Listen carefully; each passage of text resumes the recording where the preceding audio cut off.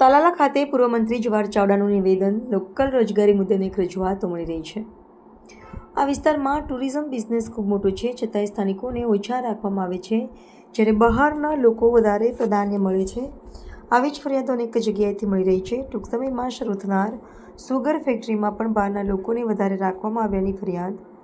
જવાહર ચાવડાએ સ્પષ્ટ કર્યું કે સ્થાનિકોને રોજગાર મળે તે માટે યોગ્ય પગલાં લેવાની જરૂર છે. જવાહરભાઈ, આજનું કાર્યક્રમ આજરોજ તાલાળા તાલુકામાં આવ્યો હતો અને રોજગારીની વાત સાંભળવા આવ્યો. રોજગારીમાં આજે બે વસ્તુ નવીન મને મળી, જેમાંથી એક લોકલ રોજગારી મળવી જોઈએ એવી એક ડિમાન્ડ તમામ જગ્યાએ ત્યાંથી આવી. ટુરિઝમ બિઝનેસ ઘણો મોટો અહીંયા છે અને હોટલ્સ હોય, રેસ્ટોરન્ટ્સ હોય, તેમાં લોકલ માણસો ઓછા રખાય અને બહારના માણસો વધારે કામ કરે છે એવી ફરિયાદ જનરલી તમામ જગ્યાએથી મળી. એવી હમણાં નવી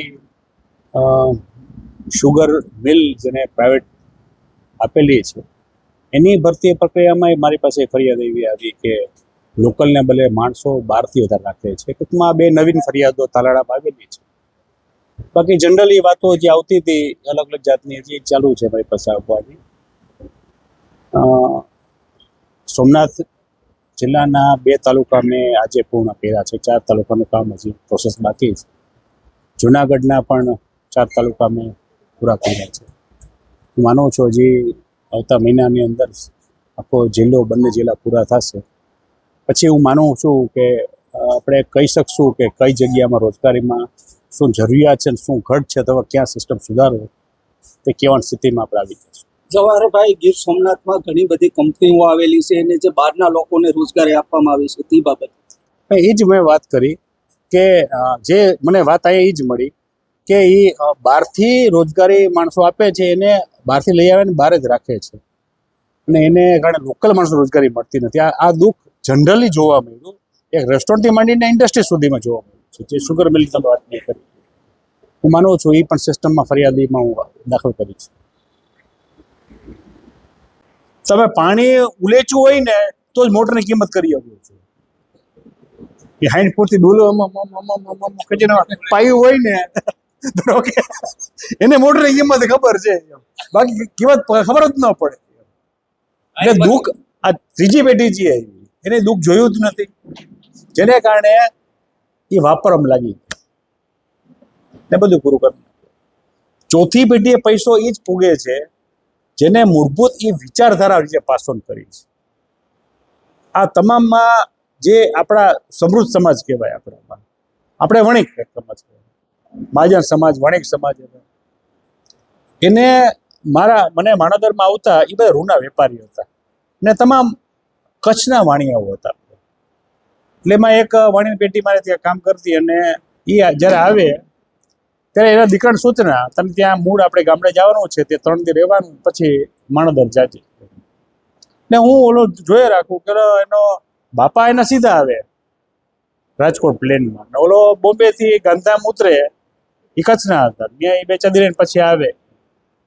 એકદી મેં પૂછ્યું, સંતેલા શેઠ, તમારો આ દીકરો તમારા 3 દી પછી આવે, તમે બે નીકળો ભેગા, અલગ અલગ પ્લેનમાં નીકળો, અલગ અલગ 2 પ્લેનમાં જાઓ, ને આ રૂટ કેમ અલગ અલગ? એટલે મને કીધું, મને કે જવાહરભાઈ, મને એક જ દીકરો છે, હવે એક પ્લેનમાં બેસીએ ને 2 બાપ દીકરો મરી જાય તો મારી પેઢીનું હોય પેઢી આખી ઉમડી જાય, એટલે પેઢી ન જાય એના માટે મેં 2 અલગ અલગ પ્લેનમાં આવી. મેં કહ્યું વાલો અલગ અલગ પ્લેનમાં તો આગળ પાછળ આવી જાવ ને.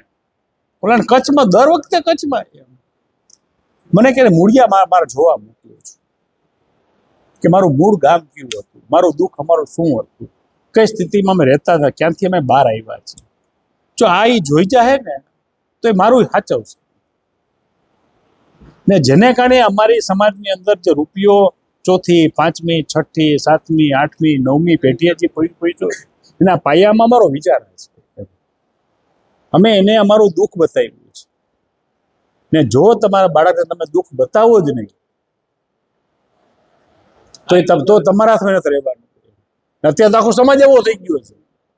હવે ગરીબ માણસ હોય છોકરાને તો એ કેવું નહીં એટલે અમે માર કઈ કઈને મોટા જ છીએ ઓલા આપણે ઘરે આવીને કહી જાય કે સાહેબ માર્યો હતો તો ઘરે પાછા બે જાપતું પડે હા કે તારો વાંક હોય તો રેકોર્ડિંગ નથી કરતા ને તમે આ કહ્યું ના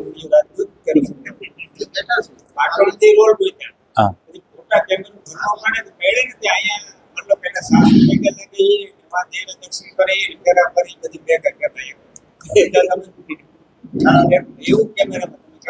તમે ક્યાં ઓલા બે રોલ આપે બે રોલમાં ફોટા પૂરા કરવાના એક રોલમાં ફોટો એ જમાનો આપણો અલગ જ હતો ફોટા પ્રિન્ટ આઉટ પછી એના તો લગ્ન થઈ ગયા હોય એના 3 મહિને તો આલ્બમ બનતા સાંભળો એ આલ્બમ બની આવી જાય જ્ઞાન જ નથી પરિસ્થિતિની ખબર